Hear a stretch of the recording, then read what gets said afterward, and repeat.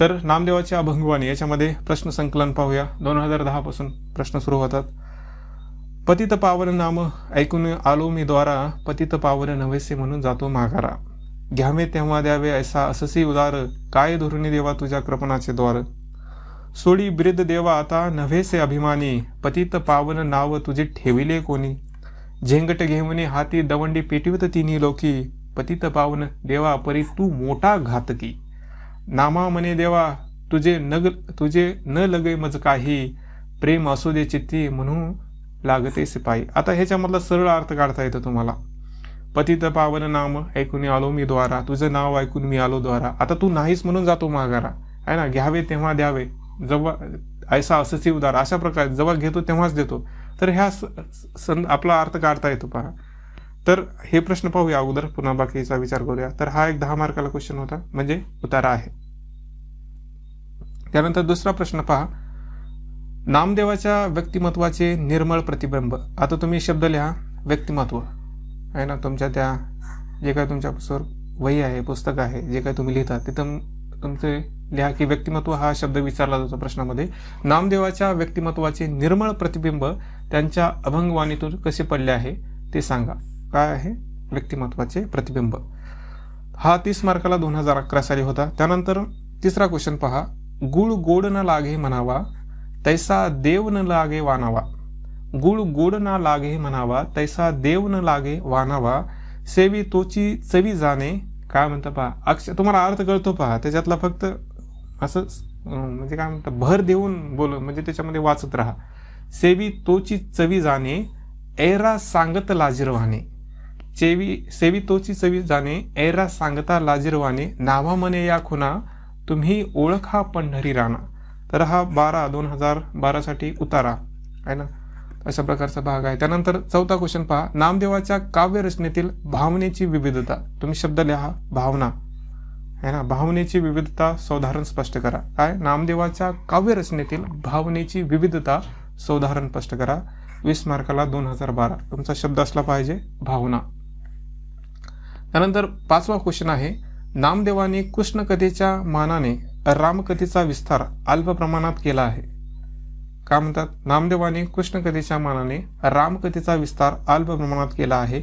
या विधानाशी साधार परामर्श घ्या. 15/2013 साली हा क्वेश्चन आला आहे. हा कृष्णकथा आणि रामकथा ते तुम्हाला वाचल्यानंतर कळते कशा प्रकारचा विस्तार आहे. त्यानंतर 6वा क्वेश्चन आहे.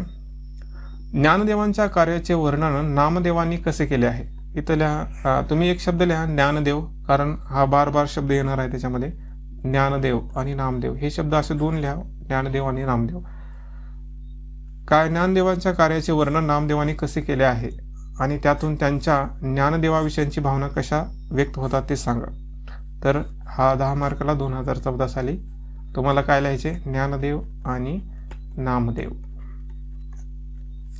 त्यानंतर 7वा क्वेश्चन आहे. अभ्यासक्रमात अंतर्भूत केलेल्या नामदेवाच्या अभंगवाणीच्या आधारे त्यांच्या व्यक्तिमत्वाचे कोणकोणते विक्षेपसह कशा प्रकारे प्रकट झाले आहे ते सुधारण स्पष्ट करा. आहे ना. त्यांच्या ह्याच्यामध्ये जे काही नकारात्मक भाग म्हणा किंवा इतर गोष्टी म्हणा ते कशा प्रकारचे आहे ते सांगा.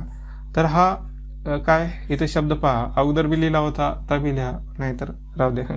व्यक्तिमत्व आहे ना, अगोदर बी शब्द आला होता व्यक्तिमत्व, आता बी आला शब्द व्यक्तिमत्व. 15 मार्काला 2015 साली. त्यानंतर नामदेवांच्या अंतरंगांचे अत्यंत स्वच्छ व नितळ प्रतिबिंब त्यांच्या अभंगवाणीतून कसे प्रकट झाले. आता इथं काय पहा, अंतरंगाचे अत्यंत स्वच्छ आणि नितळ प्रतिबिंब म्हणजे काय असतं, हे व्यक्तिमत्वच आहे ना. हा शब्द दुसरा कुठला इथं येतं, त्यांनी फक्त फिरवला आहे ना, ते फिरवतात बरोबर, खेळ खेळतात आपल्यासमोर. नामदेवाच्या अंतरंगाचे अत्यंत स्वच्छ व नितळ प्रतिबिंब म्हणजेच काय, त्यांचे व्यक्तिमत्व त्यांच्या अभंगवाणीतून कसे प्रकट झाले ते विचार करा. हे 15 मार्काला 2016.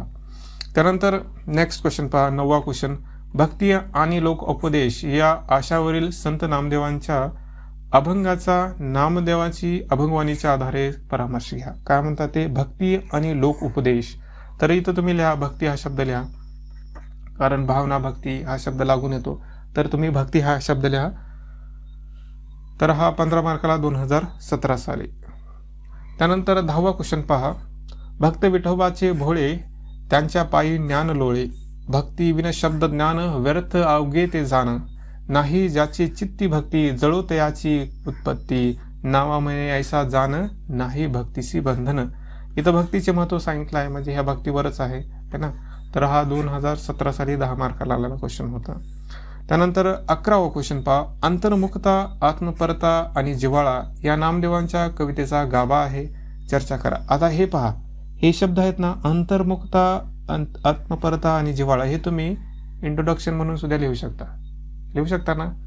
इंट्रोडक्शन आपला म्हणजे असं हुडकायची गरज बी लागत नाही, असंच या शब्दामधून आपला सापडतं. तर हे तुम्ही हे शब्द लिहा, इंट्रोडक्शन मध्ये लिहू शकता, असं बी तुम्ही तिथं नमूद करा. काय, अंतर्मुखता, आत्मपरता आणि जिव्हाळा हा नामदेवांच्या कविताचा गाभा आहे म्हणून पुन्हा असं लिहू शकता. तर हे तुमच्या इंट्रोडक्शनसाठी सुद्धा उपयोगी पडतं. तर चर्चा करा असं म्हणतात, तर चर्चा करावी लागेल तुम्हाला 15/2018. त्यानंतर नामदेवाच्या काव्य जाणीवेतील भावनिष्ठेचे साधारण विवेचन करा. काय इथं भावनिष्ठा, मगच आपण लिहिले भावना हा शब्द आहे ना, भावना शब्द 15/2019.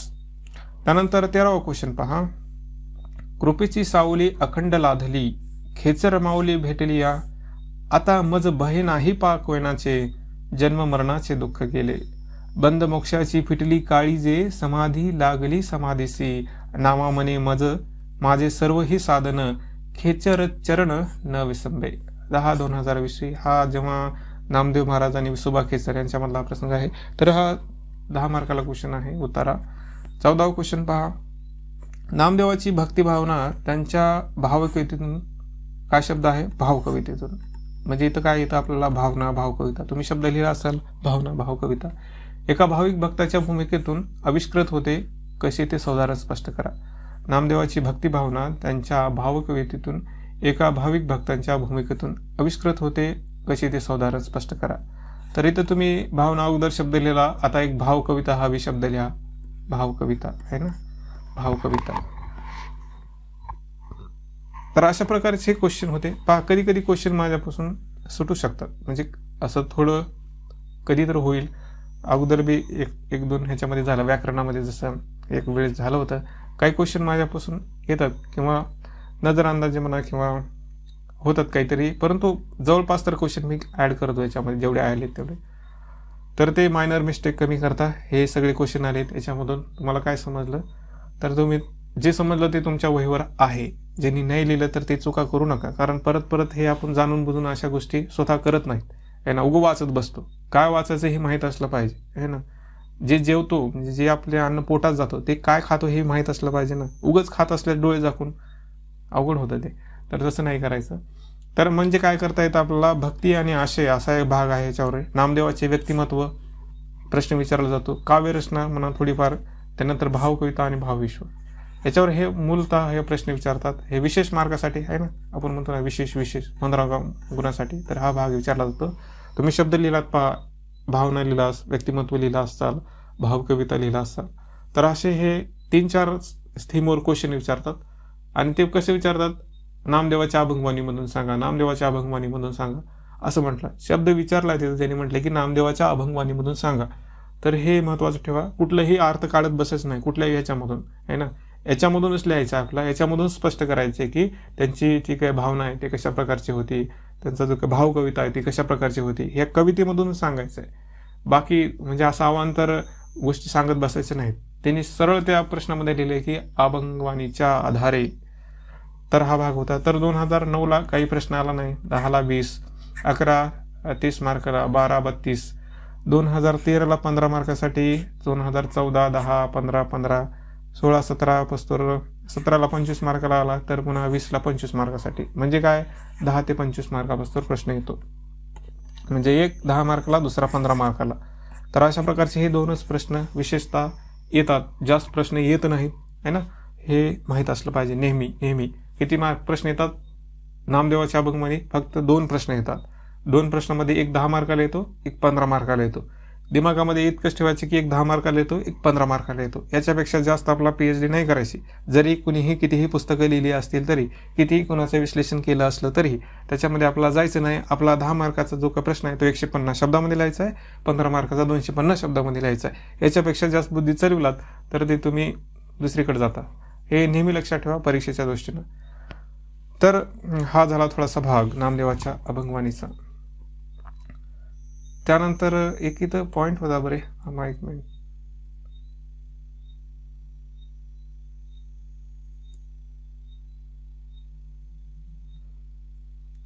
ओके, सुरुवात करूया आपण परिचय करण्यासाठी. पुढे एक पॉईंट आहे ते पुन्हा पाहूया. तर हे मी जे आता म्हटलं तुम्हाला ते लक्षात ठेवा. पहा, बाकीचं नाही करत जावं. जसं तुम्हाला ते उदाहरण दिलं त्या कमलेश सोमांच्या पुस्तकामधलं, तुम्ही पहा ज्यांच्याकडे पुस्तक आहे ते तुम्ही नक्की पहा त्याच्या किती पेजेस आहे त्याच्यामध्ये आणि किती मार्काला प्रश्न विचारलाय. 10 ते 15 म्हणजे 10 ते 25 मार्कापासून विचारताय. त्यासाठी त्यांनी 100 पेजेस दिलेत गरजेचे नसताना सुद्धा.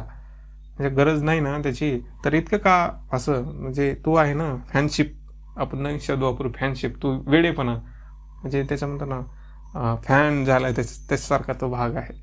म्हणजे एखाद्याचं लयच आवडलं की कितीही लिहायचं नसतं त्याच्यामध्ये. ते काही म्हणजे ऊस गोड लागला म्हणजे मुळा सकट खात बसायचं नाही त्याच्यामध्ये, वाड्यासहित सगळ्या गोष्टी करत बसायचं नाही. ते हानिकारक असतं है ना. अति जे असतं कधीही हानिकारकच असतं. त्याच्यामध्ये नका जाऊ, जे आपल्याला पाहिजे तेवढंच करा. आता इथं तुमची सटीकपणा असला पाहिजे की हां, आपला क्वेश्चन 10 मार्काला विचारला जातो, 15 मार्काला विचारला जातो, त्याच्यामुळे मला घाबरून जायचं कारण नाही, इतक्या गोष्टी करत बसायचं कारण नाही. आपला 3-4 वेळेस पुस्तक वाचायचं आहे आणि त्याच्यानंतर ते सगळ्या गोष्टी जे आपण आता सांगितलं त्या करायच्या आहेत, एवढं तर माहीत असलं पाहिजे. आता नामदेवाच्या अभंगवाणीमध्ये सरळ भाग दिला आहे. त्याने काय केलंय की पहिले सुरू अभंग दिलेत आणि दुसऱ्या भागामध्ये म्हणजे त्याच्या मागच्या ह्याच्यामध्ये त्याचा अर्थ सुद्धा सांगितला आहे. तर तुमचं काम सोपंच केलंय त्यांनी. तुम्हाला एकदा अभंग वाचायचे आणि याची बघा, तुम्ही क्वेश्चन जर पाहिलेत ना, बऱ्याच वेळा प्रश्नामध्ये हा शब्द येतो नामामने. कार्यक्रमच संपला ना. नामामने म्हणजे कुठलं येत आहे, अभंग, नामदेवाच्या अभंगवाणीमधले.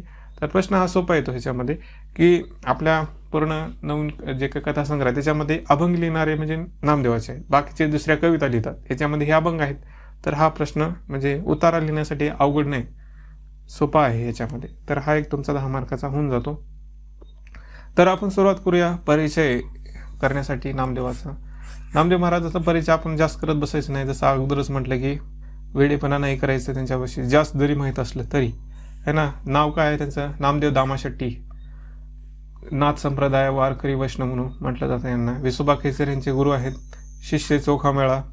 भाषा मराठी. साहित्य रचना कशा प्रकारची, शब्दकीर्तन, अभंगाता, अभंग भाव कविता अशा प्रकारचं. व्यवसायाने कोण होते, शिंपी. समाज जागृती अशा प्रकारे करणारे त्यांचे काम होते. तर हा थोडंसं विकिपीडियावर असणारा भाग. त्यानंतर परिचयमध्ये जर पाहिलं तर त्यांचा जन्म 1270 आणि मृत्यू 1350. हे असे संत आहेत की ज्यांचा कालावधी जास्त आहे पहा इतर संतांपेक्षा, है ना. 80 वर्षे त्यांना आयुष्य लाभले आहे. याच्यामध्ये त्यांचा जन्म हिंगोली जिल्ह्यामध्ये झाला आहे, नरसी बामणी या गावामध्ये असं म्हटलं जातं. तर त्यांचं जे काही बालपण आहे ते पूर्णपणे पंढरपुरामध्ये गेलं आहे. लहानपणापासून जे काही विठ्ठलाची भक्ती आहे ते त्यांच्या असं म्हणा की रक्तामध्ये बसलेली आहे ना. ते अनन्यसाधारण भक्ती ती लहानपणापासून त्यांना लाभली आहे. परिवारामध्ये दामाशेट्टी हे त्यांचे वडील कोण आहे, त्यांची आई आहे. त्यानंतर त्यांचा व्यवसाय हा शिंपी, कापड शिवणे अशा प्रकारचा. परंतु असं आता हे सांगितलं जातात नाही, एखादा जर कविता असेल म्हणजे लिहिणार असेल तर त्याचे 7 पिढ्यामध्ये काय होतं, कुठल्या प्रकारचं, असं बरंच सांगितलं जातं. ते आपला माहीत नसतं, परंतु हो म्हणावं लागेल की अशा प्रकारचं होतं. तर हे आहे त्याच्यामध्ये. परंतु यांचा जो का परिवार होता ना तो खूप मोठा होता, आहे ना. परिवारामध्ये पत्नी राजाई, मोठी बहीण आऊबाई, नारा, विठा, गोंदा, महादा, त्यांचे 4 पुत्र होते. त्यांची एक मुलगी, त्याचं नाव आहे लिंबाई. हा त्यांचा परिवार आहे. कुटुंबामध्ये एकूण 15 माणसं होती, है ना, बरीच होती ना. म्हणजे संत जनाबाई होत्या, त्यांनी स्वतःला नामयाची दासी असं म्हणत असतात.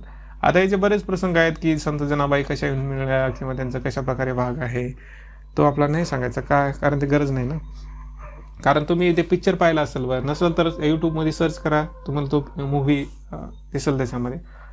जर तुमच्याकडे टाईम असेल तर पहा, काही तशा गोष्टी पाहण्यात काही म्हणजे असं काही वाईट होणार नाही तुमचं, कारण त्याचा फायदाच होईल. कारण आपला पुस्तक आहे नामदेवाची अभंगवाणी, जर तुम्ही मूव्ही पाहिला तर आणखी जास्त समजाल त्याच्यामध्ये, तर ते पहा वाटलं सर. त्यानंतर पुढे जर पाहिलं त्याच्यामध्ये म्हणजे हा जर परिचय घरचा जर सोडला तर बाकी जर म्हटलं तर मराठी भाषेमधील जुन्या काळातील जे काही कवी आहे त्याच्यापैकी एक कवी असं म्हटलं जातं, म्हणजे महत्त्वाचे कवी, विशेषतः विविध भाषामध्ये काव्य रचणारे कवी म्हणून प्रसिद्ध आहे. जसं की आशिकांचे गुरु ग्रंथसाहेब आहे, त्याच्यामध्ये ते चरित्रकार, आत्मचरित्रकार म्हणून प्रसिद्ध आहेत. भागवत धर्माचा प्रसार ज्यांनी पंजाबपर्यंत नेला म्हणून त्यांना अद्य प्रचारक बी असं म्हटलं जातं. भक्त शिरोमणी ही संज्ञा त्यांना दिला आहे ना. भक्त शिरोमणी, शिरोमणी म्हणजे काय असतं, सर्वात वरची पदवी आहे ना, भक्त शिरोमणी, तर असं म्हटलं जातं. आणि हे ज्ञानेश्वरांच्या कालखंडात, ज्ञानेश्वरांचा विषय म्हणजे नामदेवासाठी खूप जिव्हाळ्याचा विषय आहे बरं का. जेव्हा जेव्हा ज्ञानेश्वर त्यांच्या जीवनामध्ये येतात ते खूप जिव्हाळ्याच्या म्हणजे खूप आत्मीयतेने त्यांच्याकडे पाहतात त्यांच्यामध्ये. तर वारकरी संप्रदायामध्ये नामदेवजी महाराज आहेत, त्यांना काय म्हणतात जाते की यांनी एक नामवेद आणला. कोणता वेद? नामवेद. जसं की आपले 4 वेद होते ना, 4 वेद, त्याच्यामध्ये ते अथर्ववेद आपण म्हणतो, त्याच्या प्रकारे हे ते असं म्हटलं जातं की नामवेद म्हणजे 5वा वेद. नामवेद म्हणजे नामदेव नाही, नाम म्हणजे नाम म्हणजे भक्ती करणे, नावाचं जसं की राम राम म्हणतो ना, विठ्ठल विठ्ठल विठ्ठल अशा प्रकारे म्हणणं, ते नामवेद आहे ना, तसं प्रकारचा उच्चार करणे. तर त्यांनी म्हटलं की नामवेद हा 5वा वेद असला पाहिजे. तर हे आणणारे कोण होते? तर हे आपले हॅलो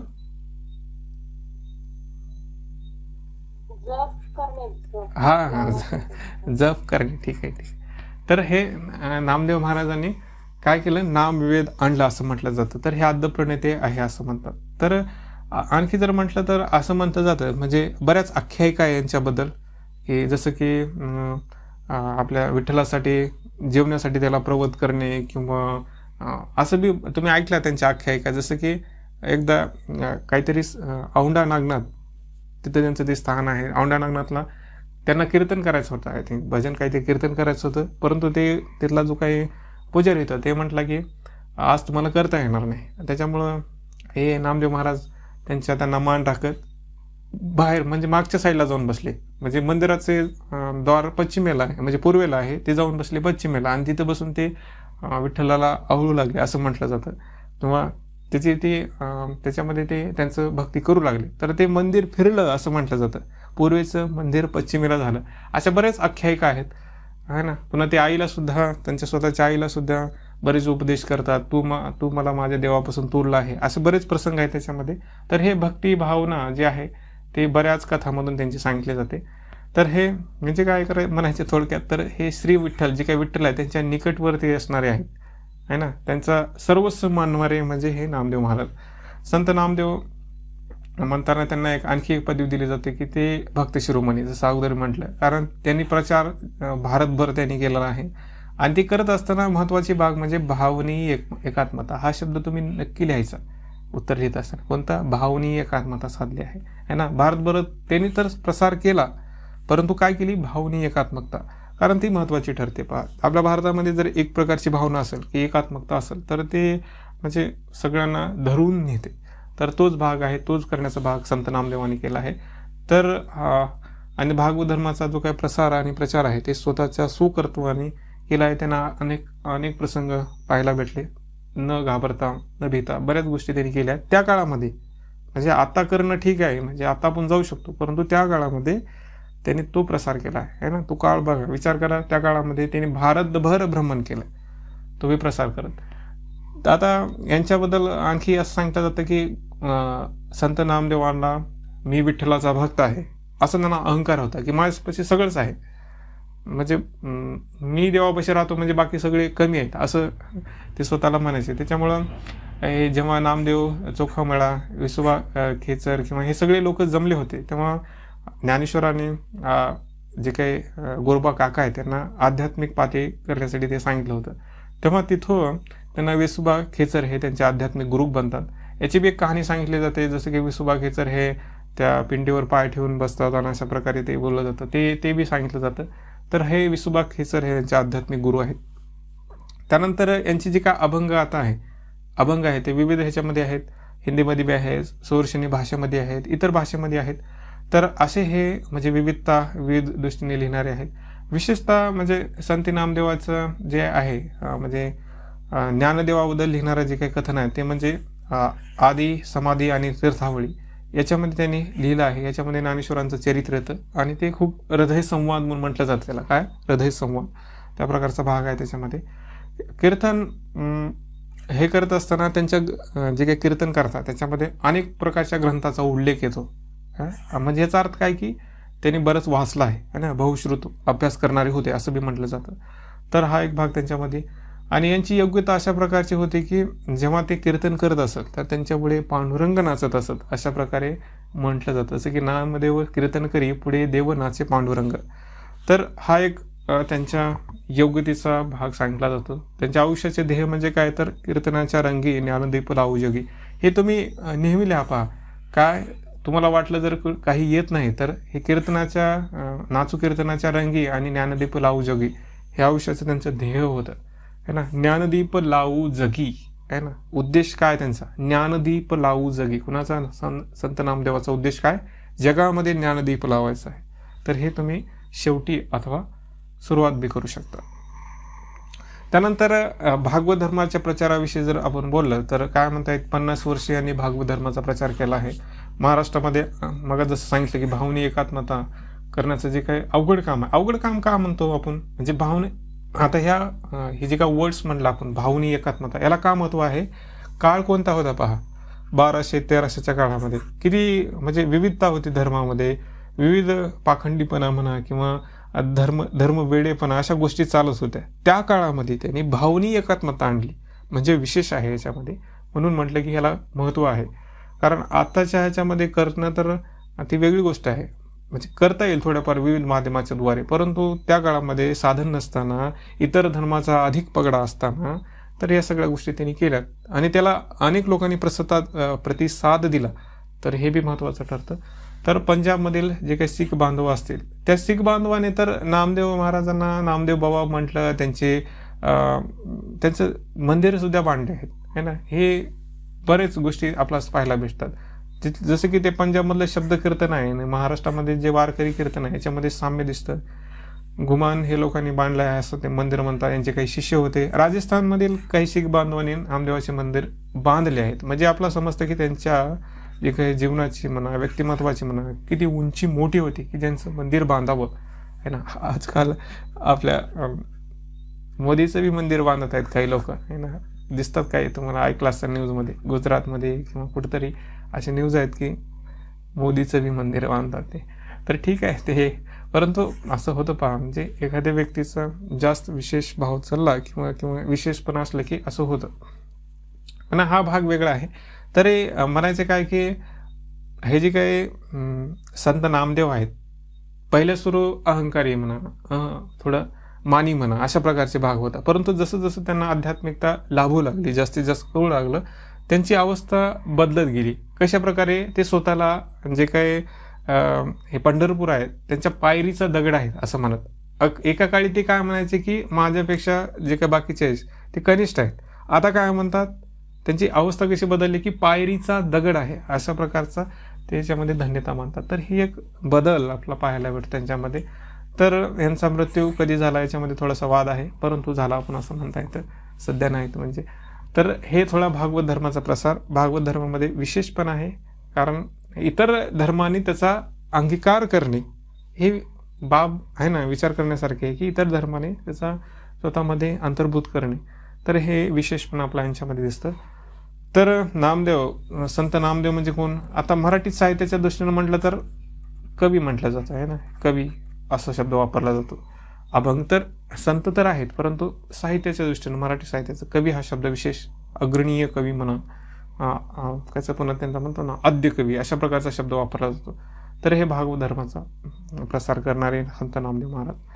आता आपण जो पेपर पाहत होतो, पहिला पेपर, याच्यामध्ये संत नामदेव हा टॉपिक होता, परंतु आपण घेतला नाही, है ना, कारण तो आपला आता इथे घ्यायचा होता. तर आता आपण तो बी भाग घेऊया, कारण हा बी महत्त्वाचा ठरतो. पहा, प्रश्न पहिल्या पेपरमध्ये येऊ शकतो की संत नामदेवाच्या बद्दल सांगा, किंवा त्याचे प्रश्न आपण पाहिलेत ते प्रश्न येऊ शकतात. तर हे काही तुम्हाला मी पॉईंट दिले आहेत, ते तुम्ही मस्त ऐकायचे आहेत आणि ते तुम्ही जास्त लिहायचं, म्हणजे असं तुम्ही जर लिहित बसला ना सेंटेन्स फॉर्मॅटमध्ये तर तुम्हाला ते आठवावं लागतं. कमी पॉईंट लिहिलात ना तेच तुम्हाला आठवतात. जसं की मी जर असं म्हटलं की सामान्य माणूस, असामान्य शक्ती किंवा मनुष्योत्तम देवत्व, हे जर शब्द लिहिलात आणि त्याला तुम्ही सेंटेन्स वाईज लिहिलात तर तुमचं उत्तर होतं. जर अख्खे लिहित बसलात पूर्णपणे तर ते रिव्हिजन करायला अवघड जातं.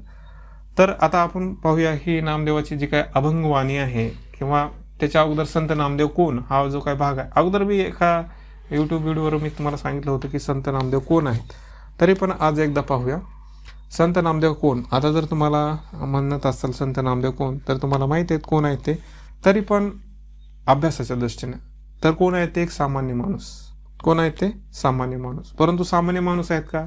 सामान्यामध्ये हे सुद्धा त्यांनी काय केलं तर असामान्य भक्तीचा जो काही भाग आहे त्याने दाखवून दिला आहे की एक असा माणूस जो समाजामध्ये राहतो, इतरासारखाच आहे, परंतु भक्तीच्या जोरावर अशी काहीतरी पातळी गाठतो जसे मंदिर उभारले जातात, आहे ना. तर असे संत नामदेव की ज्याच्या भक्तीमुळे सगळीकडे त्याचा प्रसार होतो किंवा त्याचे जे काही ज्ञान आहे त्याच्या सगळ्या गोष्टी पसरतात. तर हा एक भाग आपला म्हणता येतो. तर ते सामान्य माणूस, परंतु सामान्य माणसामध्ये असामान्य कार्य करणारे, ते सुद्धा भक्तीच्या जोरावर, ना की दुसऱ्या गोष्टीच्या जोरावर. त्यानंतर दुसरा पॉईंट येतो याच्यामध्ये. पहिला पॉईंट काय, तुम्ही वाटलं तर लिहिलं तर तुमचं ते होऊन जातं. ही तर PDF तुम्हाला भेटेल, तरी पण लिहायला शिका. त्याच्यामुळं कसं हॅबिच्युअल जास्त होतं, जास्त सराव होतो. त्यानंतर दुसरा पॉईंटमध्ये पाषाणात चैतन्य निर्माण करण्याची जादू. आता पाषाणात चैतन्य निर्माण करण्याची जादू म्हणजे काय? भक्ती हा भाग येतो त्याच्यामध्ये. जसं की आपण म्हणतो ना दगडाला देव म्हणायचं, त्या प्रकारचं. म्हणजे एखाद्या गोष्टीविषयी भक्ती इतक्या प्रकारे, अशा प्रकारे करायची की त्याच्यामध्ये त्याला काहीतरी वेगळं दिसलं पाहिजे. तर हे पाषाणात चैतन्य, हे म्हणजे उपमा दिलेली आहे. असं म्हणजे तुम्ही म्हणसाल याचा अर्थ काय नेमका, तर ही उपमा असते. म्हणजे अशा प्रकारची भक्ती करणे की ज्याच्यामुळं पुढचा जो व्यक्ती आहे तो कसा होईल, पूर्णपणे पिघळून जाईल, है ना. त्याच्यामध्ये चैतन्य निर्माण होईल. जसं की पुढचे ते देव होते, भगवान होते, त्यांना काय करावं लागलं यांच्या भक्तीमुळे की त्यांचे सगळे हट्ट सोडावं लागले देवाला. ठीक आहे बाबा, तूच मोठा, असं म्हणावं लागलं त्यांना.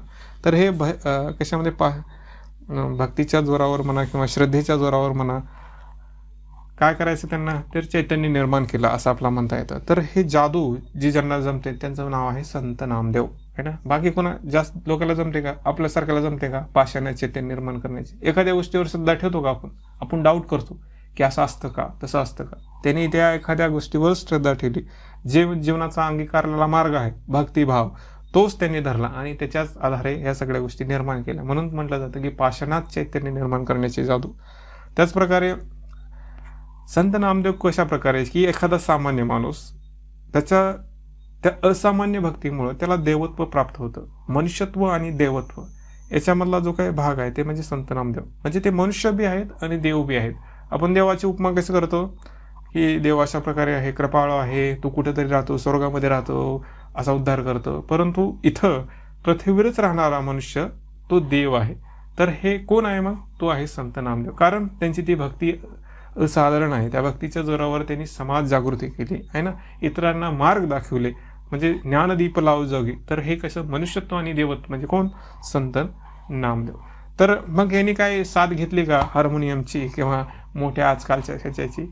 नाही ना. त्यांनी टाळ, मृदंग आणि चिपळा यांच्याच आधारावर, त्याच्याच ताल लय म्हणा याच्या आधारावर मनोरंजन करत करत, ज्ञान देत तर हे भक्तिभाव असा पुढे गेला. तर अशा प्रकारचे हे त्यांचं जे काही साधन होतं ते कोणतं होतं?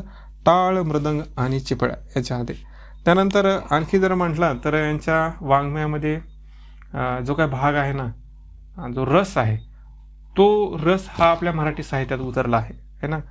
जे काय वाङ्मय पण येतं मराठी साहित्याला, जे आपण मराठी साहित्य आज म्हणतो आपण, त्या मराठी साहित्याचं बीज आहे हे संत नामदेवाचे अभंगवाणी म्हणा किंवा संत नामदेवाचे जे काय वाङ्मय आहे ते म्हणजे मराठी साहित्याचं बीज असं म्हटलं जातं. कारण त्याच्यातला जो काय भक्तिभाव आहे, त्याच्यातलं जो काय त्यांच्यातलं जे काही वर्णन आहे, त्याच्यातले जे काय उपमा आहे, त्याच्यातला जो काय अनुभव आहे, त्याच्यातला जो काय सहजपणा आहे, त्याच्यातली जी काय प्रामाणिकता आहे, ते सगळा भाग हा आपल्या साहित्यामध्ये उतरतो आणि त्याचं सगळं श्रेय इथं जातं. कारण ते म्हणतो ना आपण, जे भक्ती करत असताना जो काही सत्वपणा म्हणा किंवा जो निखळपणा येतो म्हणा, निरागसपणा येतो, तो यांच्यामध्ये जाणवतो. परंतु कविता लिहिणारे कसे लिहितात, कसं जाणीवपूर्वक कधी कधी कविता लिहितात ना, तर ती कविता आपल्याला पोचत नाही. परंतु संत नामदेवामध्ये तशा प्रकारचा भाग नाही. ते अनुभव स्वतःचे असतात आणि स्वतःच्या अनुभवाला सहज कलाटणी दिली जाते. तो भक्तिभावाचा भाग आपल्याला या संत नामदेवाच्या अभंगवाणीमध्ये म्हणा किंवा त्यांच्या वाङ्मयामध्ये दिसतो. त्यानंतर नेक्स्ट भाग की संत नामदेव कोण किंवा त्यांचा कशा प्रकारचा अनुभव पाहत असताना त्यांचा जिव्हाळ्याचा विषय आहे ज्ञानदेव. ज्या प्रकारे विठ्ठल हा त्यांचा म्हणजे जीव भाव आहे किंवा म्हणा किंवा त्यांचं सगळं सर्वस्व जे काही आहे ते म्हणजे विठ्ठल. त्याच्यानंतर महत्त्वाचा आणखी भाग येतो म्हणजे ज्ञानदेव. जसं अगोदर मी म्हटलं की हृदय संवाद हा त्यांचा संवाद आहे, जेव्हा ते एकमेकाला भेटतात त्यांची जी बोलणी होते त्यांचा तो भाग आहे. तर ज्ञानदेवांना ते खूप मानतात, कोण?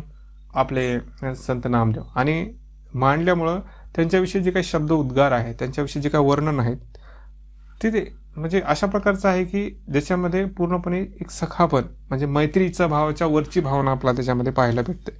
त्याच प्रकारे नम्रपणा आहे त्यांच्यामध्ये. तर अशा गोष्टी त्यांच्या बोलण्यामध्ये, त्यांच्या त्या लिहिण्यामध्ये आपल्याला पाहायला भेटतात.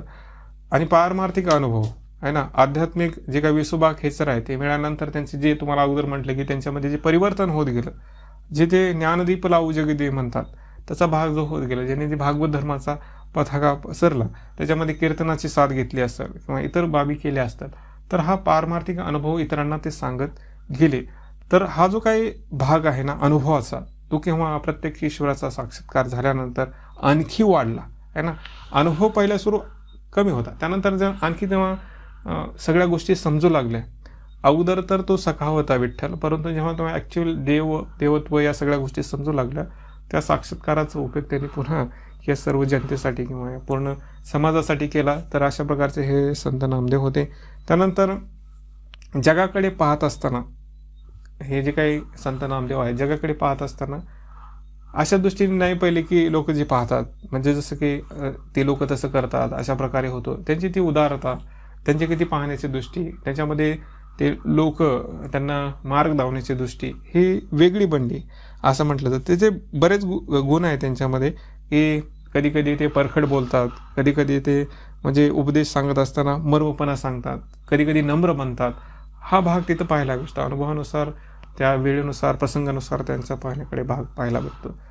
सुरुवातीची मनोअवस्था वेगळी होती, त्यानंतर पुढची जी काही प्रगत अवस्था आहे, बऱ्याच अवस्था निर्माण होतात त्याच्यामध्ये. जसे जसे जे प्रसंग निर्माण होतात तसे तसे त्यांच्या अवस्था येतात.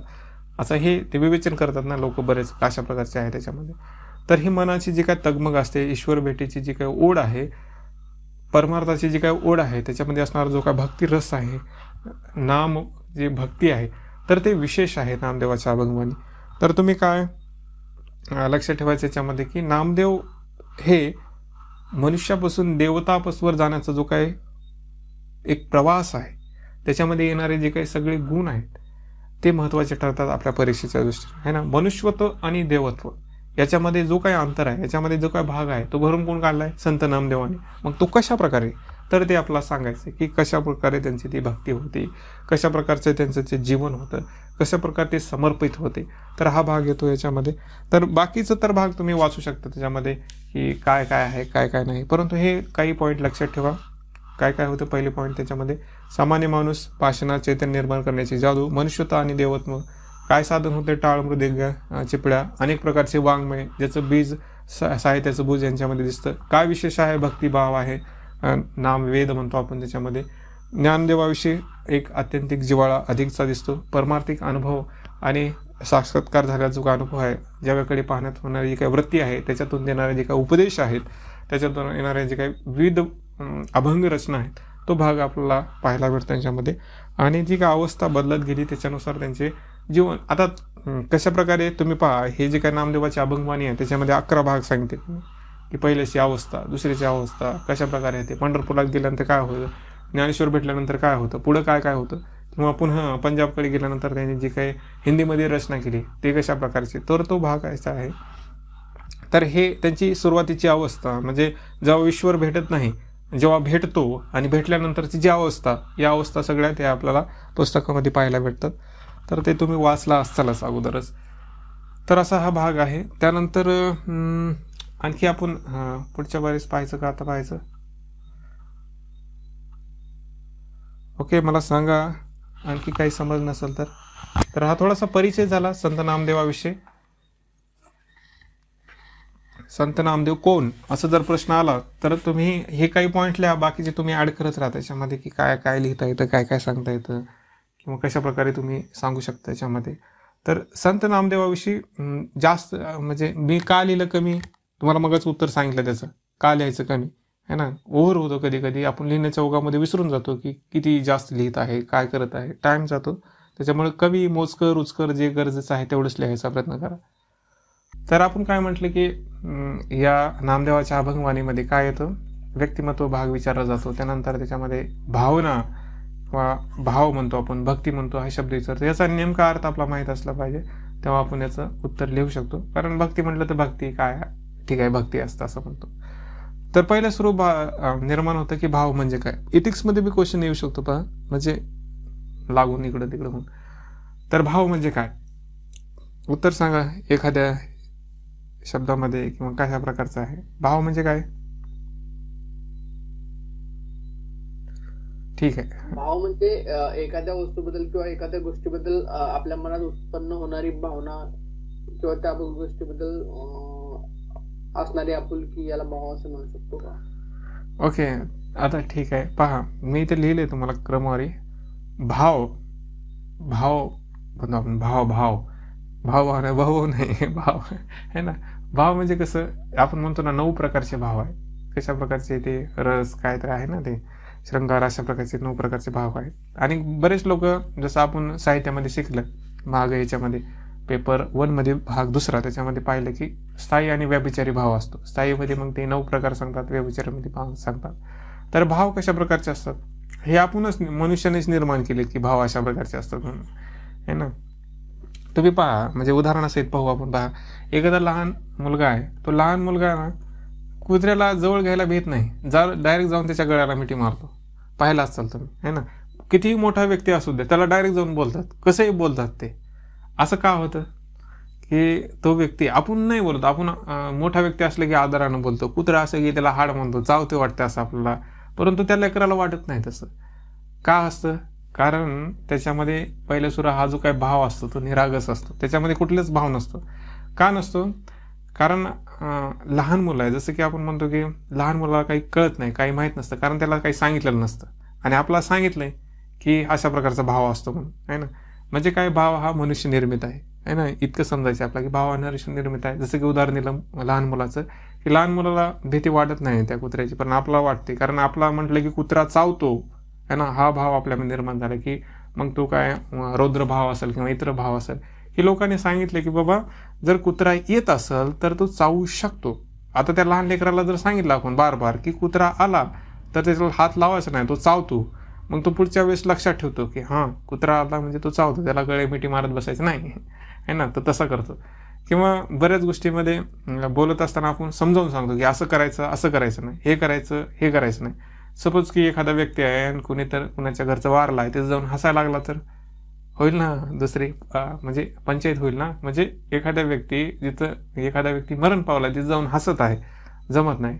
म्हणजे कसं, प्रत्येक घटनेसाठी काहीतरी भाव असते. प्रत्येक जी काही घटना घडते किंवा प्रसंग घडतो त्यासाठी काहीतरी भाव आहे, आणि हे भाव अगोदरच निर्माण केले आहेत. फक्त त्या भावाला आपण नाव दिलं आहे.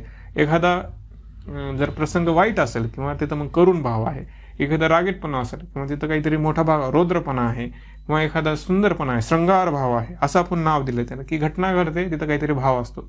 मग हे भाव अगोदरच असतात, त्यालाच म्हणतो स्थायी भाव म्हणतो ना त्याच्यामुळं. आणि ते आपल्याला सांगितले जातात, महत्वाचे म्हणजे बाब ते आपल्याला माहीत नसतं, ते आपल्याला सांगितले जातात की बाबा एखादा व्यक्ती जर रडत असेल तर तिथं हसू नये, है ना. एखादा जर व्यक्ती खूप खूप काहीतरी वेगळं करत असेल तर त्याला काहीतरी अशा गोष्टी करू नये, किंवा एखादी गोष्ट सुंदर दिसत असेल तर त्याला दरिद्र म्हणू नये, हे आपण सांगितलेलं असतं असं. तर हे भावाची निर्मिती मनुष्यानं निर्माण केली आहे, ते अगोदर नसते, ते फक्त नावासाठी आहे की. तर हा भाव अशा प्रकारचा आहे. आता आपण जसं की लहान लेकरू जन्मला, त्याला सांगितलं की हा भाव आहे कशा प्रकारचा आहे, रौद्र भाव आहे, हा इथं रडलं पाहिजे, हसलं पाहिजे. त्याला नाव नाही सांगितलं की हा रौद्र आहे असं प्रकार, फक्त त्याला सांगितलं की इथं हसलं पाहिजे, इथं रडलं पाहिजे, इथं बोललं पाहिजे, असं केलं पाहिजे. तर हे भाव आपल्यामध्ये असतात. आता पहा, आता तू लहान मुलगा आहे, त्याला अगोदर काही माहीत नव्हतं की इथं हसायचं का रडायचं. आता त्याला पर्टिक्युलर प्रसंगमध्ये सांगितलं की कुत्रा आलं की त्याला हात नाही लावायचं, है ना.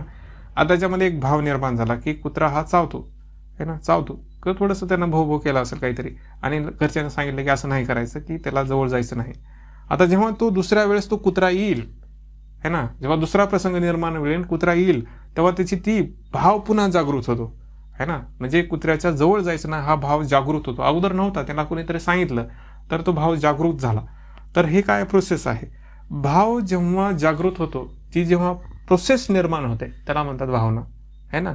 भाव हा स्थिर असतो, भावाची अगोदर एक गती आहे, ते काय आपण म्हटलेत की अशा प्रकारचे भावात भावाची जेव्हा प्रक्रिया निर्माण होते त्याला भावना म्हणतात. समजलं, है ना. म्हणजे भावना आपण म्हणतो ना चंचल असते, बार बार उठते, म्हणजे बार बार येते जाते, कारण ते भाव ऑलरेडी आपल्यामध्ये आहे. प्रसंग निर्माण होतो, प्रक्रिया घडते, है ना. म्हणजे एखादी मशीन आहे, मशीनमध्ये एखादं काहीतरी टाकलं की त्याचा प्रोडक्ट बाहेर पडतो, तशा प्रकारचा भाव आहे. भाव म्हणजे काय, ऑलरेडी मशीन जी आपणच बिल्ड केली आहे आणि जेव्हा ती प्रसंग निर्माण होतो तेव्हा तिची प्रक्रिया जेव्हा घडते ती म्हणजे भावना आहे ना. आता आपला अध्यात्मामध्ये जायचं नाही की कशा प्रकारे, कारण हा जर भाग अध्यात्मामध्ये नेला तर आणखी दुसऱ्या गोष्टीला जातो, कर्म अकर्म किंवा त्याचे फळ याच्यामध्ये जातो. भावनेमुळे सर बऱ्याच गोष्टी घडतात. परंतु इथं आपण स्थिर राहू या पॉईंटवर की भाव स्थिर आहे, स्थायी भाव आहे त्याच्यामध्ये. आणि जेव्हा त्याची काहीतरी प्रसंग घडतो, बार बार घडतात ना, मिनिटाला घडतात, आपल्या सेकंदाला घडतात, मग लगेच भावना निर्माण होते है ना. आता तुम्हाला कुणा तर झोपण्याची भावना निर्माण होत असेल किंवा कुणाला आळस देत असाल है ना, कुणाला कंठाळवाना वाटत असेल, तर हे काय आहे, हे ऑलरेडी निर्माण केलेल्या सगळ्या गोष्टी आहेत. तर हे भावना असते, त्याची निर्मिती भावापासून भावना निर्माण होते. आता जेव्हा भावापासून भावना निर्माण होते, ही प्रक्रिया आहे ना, ही प्रक्रिया जसं की मग म्हणतात ना, भावे विना भक्ती, भक्ती विना भक्ती, हे आपल्या ह्याच्यामधल्या म्हणजे जे हरिपाठ आहे ह्याच्यामध्ये बऱ्याच गोष्टी सांगितल्या जातात भक्तीविषयी, भावनाविषयी. तर आता तुम्ही समजून घ्या की भाव होता, त्याची भावना निर्माण झाली, प्रक्रिया झाली. परंतु जेव्हा भाव आणि भावनाची जी काही भाग आहे, भावना ही प्रक्रिया कंटिन्यू असते, सातत्य असते, त्याच्यामध्ये खंड पडत नाही. म्हणजे असं म्हणा की ती पूर्ण कंटिन्यूच असते, त्याला म्हणतात भक्ती. छोट्या अर्थामध्ये भाव स्थिर होता, भावना निर्माण झाली आणि ती भावना कंटिन्यू राहिली, त्याला म्हणतात भक्ती. भक्ती मग ही अवस्था निर्माण होते. समजलं का थोडक्या गोष्टीमध्ये, की भाव होता, भावना ही प्रक्रिया आहे, परंतु ही प्रक्रिया राहता ती अखंड चालत राहते, त्याला म्हणतात भक्ती. भक्ती काय आहे, मग एक अवस्था आहे, हे तुम्हाला माहित असतं पाहिजे. की जसं की संत नामदेव, तुकाराम यांची अवस्था निर्माण झाली होती की फक्त खाता बसता उलटा बोलता काही करता त्यांना एकच दिसत होता, तो म्हणजे पांडुरंग है ना. आणि ती त्यांची अवस्था निर्माण झाली होती की त्याच्या व्यतिरिक्त काहीच दिसत नव्हतं त्यांना. तर ती अवस्था निर्माण होणे म्हणजे भक्ती है ना. भक्ती ही एक मानसिक स्थिती आहे, मानसिक अवस्था आहे की ज्याच्या बाहेर येतच नाही तो माणूस. तर हा एक भक्ती आहे. मग भक्तीचे अनेक प्रकार आहेत, परत ती खरी भक्ती सगळ्याच लाभत नाही. मग ते कुणी जप करत असेल, कुणी तप करत असेल, हा वेगवेगळे माध्यम आहेत, परंतु ते फक्त त्याच्या काय म्हणा भाग आहेत, ती पूर्ण भक्ती होत नाही. ते भक्तीचे म्हणा की पार्ट्स आहेत. भक्तीची पूर्ण प्रक्रिया म्हणजे तीच आहे की एक अवस्था निर्माण होणे, ज्याच्यामधून विलगता नसणे, खंडपणा येतच नाही त्याच्यामध्ये, म्हणजे ती अवस्था भक्ती आहे.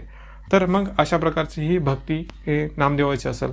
म्हणतात ना, देह जावो अथवा राहो, पांडुरंगी एक भाव, असं म्हणतात. आता देव काही होऊ जा, एकच भाव आहे, पांडुरंग पांडुरंग पांडुरंग, म्हणजे ती अवस्था निर्माण झाली. त्यांचे बरेच प्रसंग असे आहेत संत नामदेवाचे की ज्याच्यामध्ये देव आणि नामदेव याच्यामध्ये विलगता येतच नव्हती, एकरूप झाले ते पूर्णपणे आहे ना. देव व्हायला गेलो, देवची होऊन आलो, असे बरेच प्रसंग सांगितले जातात. तर हे म्हणजे काय, अशी अवस्था जिचं भक्त आणि भगवान न राहता एकच अवस्था निर्माण होते. तर म्हटलं तर तुम्ही ऐकलात हे पहा. तर ही असते भक्ती, भक्तिभाव है ना. म्हणून तर देवाला ती भक्ती आवडते, कारण तो देव आणि ते भक्ती राहतच नाही, एकच आहे ते चिन्ह. तर असा भाग आहे. भाव आपल्यामध्ये भाव असतो, भावना बी असते, भक्तीची अवस्था निर्माण होत नाही है ना. कुठल्याही जर तुमची भक्ती निर्माण झाली, सपोज तुम्ही अभ्यास करत आहात, अभ्यासाची धुंदी जर निर्माण झाली तर तुम्ही काही करू शकता, परंतु ती निर्माण होत नाही, कारण मन चंचल आहे, बार बार काही ना काही करायला लावतं. त्याच्यामुळे ती आपली एक अवस्था निर्माण होत नाही, एकाग्रता निर्माण होत नाही. तर परंतु ती काही जणाला होते, जसं की संत नामदेव, संत तुकाराम, जे काही संत होऊन गेले त्याच्यामध्ये ती निर्माण झाली. तर ही एक अवस्था, म्हणजे हे तुम्हाला सांगण्यासाठी की भक्ती काय असते ना. उग भक्ती भक्ती म्हणत बसायचं नाही आहे ना, भक्ती मुलीचं नाव म्हणत नाही आपण इथं. तर हे एक अशी स्थिती, एक अशी एक अवस्था ज्याच्यामधून विचलितपणा किंवा विलगता येत नाही है ना. तर असा एक भाव आहे है ना. हे माहीत असलं पाहिजे, भाव भावना भक्ती. तर भक्तीची श्रेष्ठ भक्ती कोणती, असे बरेच उत्तर येतात. आता हे आपला काही कामाचं नाही, तरी पण आपल्या भगवद्गीतेमध्ये म्हणा किंवा इतर ग्रंथामध्ये बरेच याच्यामध्ये सांगितले की श्रेष्ठ भक्ती कोणती, तर ती देवाची भक्ती असं म्हटलं जातं. की त्याच्यामध्ये काय असतं, फक्त देव आपल्याला देतो, त्याच्याकडून काही मागणं नसतं, त्याच्यामुळे ती श्रेष्ठ भक्ती म्हटलं जातं. तो विलीन करतो म्हणून, म्हणजे बरेच गोष्टी आहेत. म्हणजे म्हणतात ना, आपण मग आपल्या मित्राविषयी प्रेम करतो म्हणा, ते एक भक्तीचाच भाग आहे. पुन्हा आपल्या आईवडिलाविषयी करतो, ह्याच्यापेक्षा कोणतं श्रेष्ठ आहे, कोणती भक्ती श्रेष्ठ आहे, तर ते म्हटलं जातं की देवाची भक्ती श्रेष्ठ आहे. कारण त्याच्यामध्ये फक्त देणं असतं, देव फक्त देतो, घेत नाही. तर असा भाग आहे. आणि बाकीच्या संसारामध्ये पहा, आई वडील पहा, मित्र पहा, दिलं तर ते बोलतात, म्हणजे दिलं घेतलं पाहिजे तेव्हाच त्यांची ती स्थिती होते, नाहीतर ती स्थिती बिघडते आहे ना, असं होतं. म्हणून तर ते श्रेष्ठ भक्ती ही देवाची भक्ती म्हटली जाते. तर भाव, भावना, भक्ती या 3 गोष्टी समजल्या. या 3 गोष्टी समजल्या असतात म्हणजे आता तुम्हाला समजलं की संत नामदेव भक्तीचे म्हणजे भक्त आणि किंवा त्याची अवस्था असं का म्हटलं जातं, कारण त्या अवस्थेमध्येच निर्माण झाले, त्यांची अवस्थाच ती होती भक्तीची. ओके, काही प्रॉब्लेम, काही समस्या, काही लघुशंका, शंका, छोट्या मोठ्या बारीक?